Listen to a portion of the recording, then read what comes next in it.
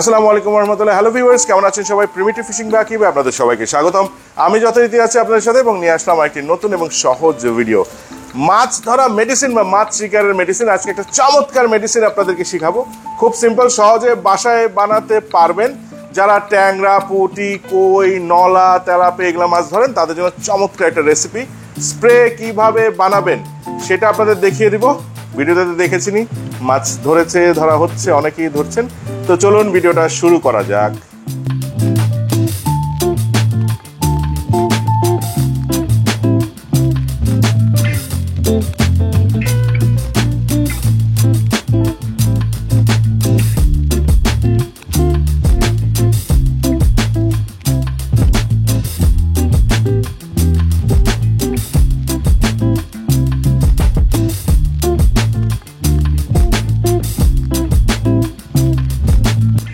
Video শুরু করার আগে ছোট্ট একটা কথা বলি, এখন থেকে আমাদের প্রতি ভিডিওর লাস্টে কিছু সতর্কতামূলক বিষয় দেয়া থাকবে, যেটা হচ্ছে মলম পার্টি।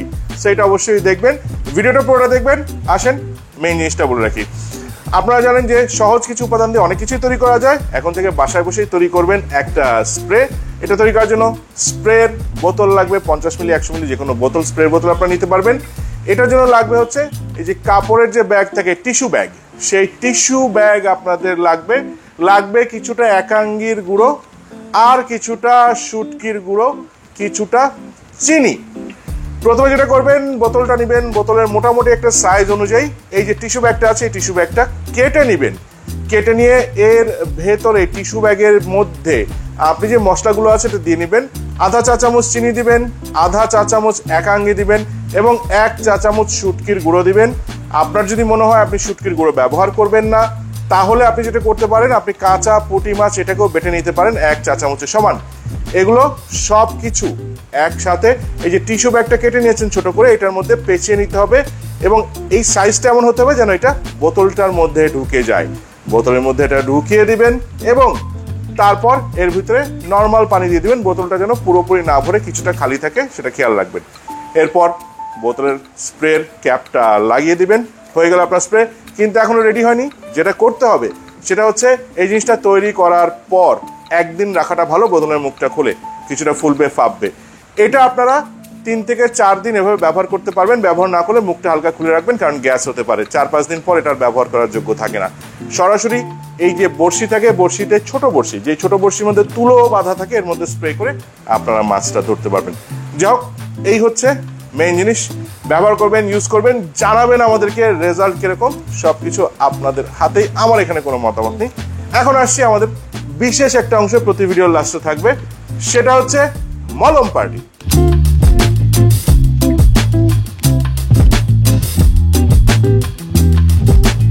মাছ ধরা নিয়ে অনেক কিছু হয়ে থাকে, অনেক কিছু ঘটে থাকে। আমাদের দায়িত্ব আপনাদেরকে কিছুটা সতর্ক করে দেওয়া। আমরা কারো পক্ষে বিপক্ষে বলছি না, শুধু সমসাময়িক কিছু ঘটনা আপনাদেরকে দেখিয়ে দিচ্ছি, জানিয়ে দিচ্ছি। এটাই হচ্ছে আমাদের কাজ, আমাদের দায়িত্বশীলতার জায়গা থেকে জানিয়ে দিতে চাচ্ছি। এই যে শাসক এবং শোষকের দিন শেষ, এখন হয়ে গেছে মলম পার্টির বাংলাদেশ। সাম্প্রতিককালে বাংলাদেশে যে ঘটনাগুলো ঘটে গেল, তারপরে কিছুটা সুযোগ সন্ধানী লোক তো থাকবেই। কিছুটা এক্সাম্পল দেখাই, আমরা কাউকে নির্দিষ্ট করে বলছি না, ইন জেনারেল যেটা ঘটছে সেটা বলছি। মাছ ধরতে হলে বন্ধু হতে হবে। বন্ধু যদি হতে চান, বন্ধু খাতায় যদি নাম লিখাইতে চান, আমি গ্রুপে ঢুকবো, প্লাস বন্ধু হয়ে থাকবো, তাহলে বন্ধুত্বের পরিচয় দিয়ে এসেই আপনি বন্ধু হবেন।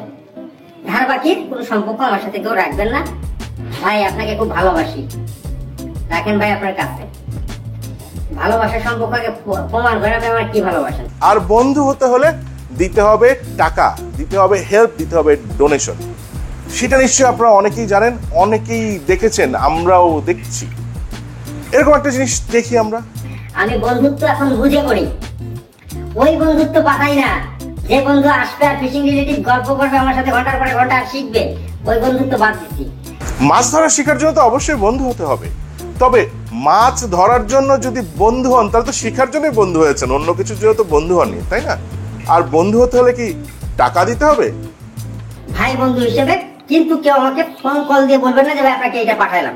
আপনার 10 টাকা সম্মত আছে, 10 টাকা দিয়ে, কিন্তু আপনি চেষ্টা করবেন আমাকে একটু উপকার করার জন্য। করছি ইনশাআল্লাহ। এই প্রচার থেকে জানি আমাদের বাঙালি যারা শিকারী সমাজ আছে, তরুণ সমাজ আছে, যারা মুরব্বীরা আছে, যারা বিভিন্ন লোকই কিন্তু যারা না পারে তারা কিন্তু ঠকছে, তারা যদি বেঁচে আসতে পারে, আমি সেই ব্যাপার নিয়ে কাজ করছি। আমি আবার প্রত্যেককে বলছি আগামীতে এই ব্যাপারটা নিয়ে জোরালো ভাবে আমার এই আন্দোলনটা বলবৎ থাকবে। আপনারা প্রত্যেকে আমাকে একটু হেল্প করবেন। আমি আপনাদের কাছে চেয়ে নিচ্ছি, যে যেখানে আছেন, যে অবস্থানে আছেন, আপনি পারেন তা আমাকে 10টা টাকা দিয়ে হলেও আপনারা আমরা হেল্প করবেন, যারা আমার সাথে আছেন, আমাকে ভালোবাসেন। আপনারা আপনাদের মতো করে কেউ আমাকে ফোন দিয়ে বলবেন না যে আপনাকে এই টাকাটা পাঠাবো। আপনার কাছে মনে হচ্ছে কথাটা সত্য, কেউ লজ্জা পাবে না যে তবে আমাকে বলে দিচ্ছেন না। আপনারা নাম্বার আছে, নাম্বারে দেখবেন বিকাশ খোলা আছে, আপনারা ওটাতে দিবেন। ওই টাকাটা আমি সংরক্ষণ করে নিজে খাবো, প্লাস কি আরে বলুন কি ওই টাকাটা আমি সংরক্ষণ করে নিজে খাবো, প্লাস মজার বিষয়, এরকম যারা সহায়তা চাচ্ছেন, দেখবেন এই সহায়তার টাকাগুলো নিয়ে তার কদিন পরেই মাছ ধরতে চলে যায়। খুব আজব ব্যাপার না? মাছ ধরবে এটা আলাদা জিনিস, কিন্তু সহায়তার জন্য নিজে চলতে পারছে না, সহায়তা চাচ্ছে, এই টাকাগুলো নেওয়ার কদিন পরেই মাছ ধরতে চলে যায়। কি অবাক একটা বিষয়, কি আজব একটা দেশ। মলম সব জায়গায় চলছে, মলম। এই মলম পার্টি দিয়ে আমাদের চারপাশ চলছে। আমরা মলম পার্টি নিয়ে আরেকটু ঘাটাঘাটি করেছি, এত দরিদ্র, এত সমস্যা, কিন্তু আসল ঘটনা কি জানেন? আসলে কি তারা দরিদ্র? তাদেরকে আসলে টাকার প্রয়োজন আছে? দেখুন না ঘটনাটা কি। একটা লোক মনে করছে এই মনে হয় একদম হতদরিদ্র। ভাই আমি কিন্তু একদম হতদরিদ্র নয়। আমার নাই বলতে মূলধন ক্যাশ টাকা ছিল না ওই টাইমে, কিন্তু যশোরটাউনে প্রপার 2টা বাড়ি আছে। এছাড়া আমার ওয়াইফের নামে প্রায় যশোরটাউনে প্রায় 1 বিঘের উপরে সম্পত্তি আছে, যেটা একটা মানুষ বেঁচে থাকার জন্য অনেক টাকা সম্পত্তি। একটা 4তলা বাড়ি আছে, এছাড়া একটা টিনের বাড়ি আছে, আর একটা পরে এটা মা বাবার নামে আছে, ভাই বোনরা পাবে, আমিও পাবো, সমস্যা নাই। একটা সময় যে নিলে নিলাম, না নিলে ভাই বোনদের দিয়ে দিলাম। আর একটা জিনিস কি, এছাড়া আমার ওয়াইফের বাবা মা দুজনই মারা গেছে, তার অনেক আছে, সেও খুব মান্য করে, এবং আমাদের ভিতরে অনেক অন্যরকম মিল। আসলে আপনারা দেখতে পাবেন এক সময়। এরকম আরো অনেক কিছু ধীরে ধীরে আপনাদের জানাবো, আপনারা দেখতে পাবেন। এখানেই শেষ করছি। সবাই ভালো থাকবেন, সুস্থ থাকবেন। নতুন ভিডিও আসা পর্যন্ত আল্লাহ হাফেজ।